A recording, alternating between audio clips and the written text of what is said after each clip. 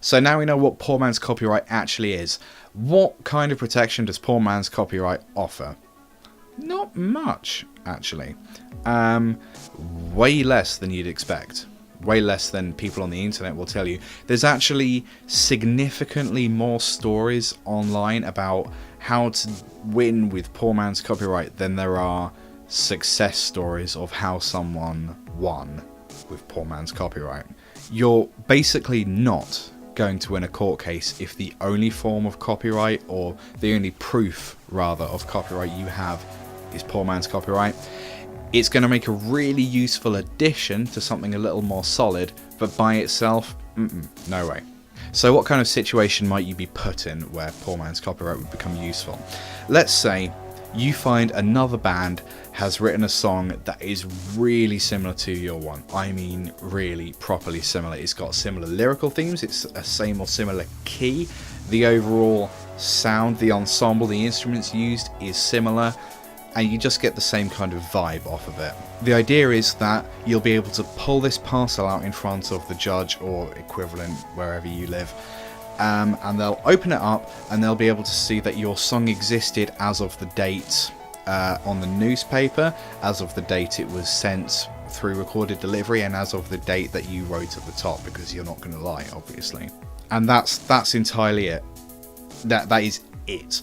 It proves that you thought this was a good idea as of the dates in this package.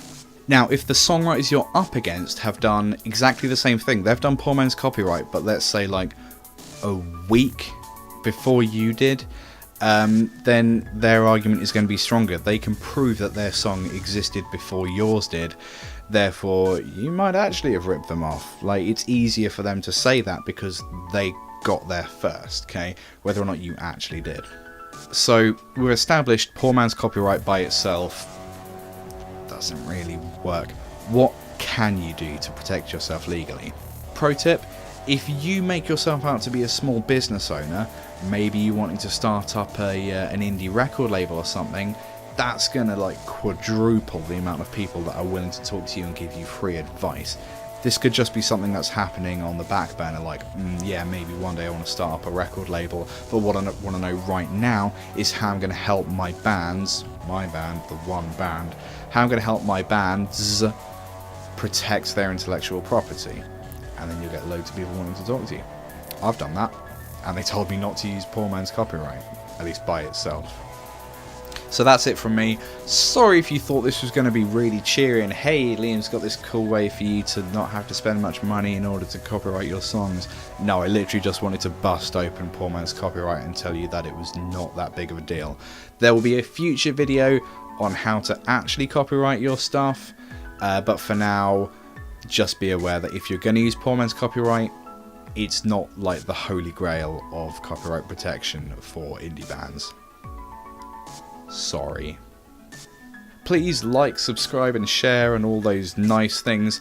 If you have had any experience, positive or negative, with poor man's copyright or anything similar, we really want to hear about it. Do leave a comment, do inbox us if you don't want it to be public, and I'll see you next time. Goodbye.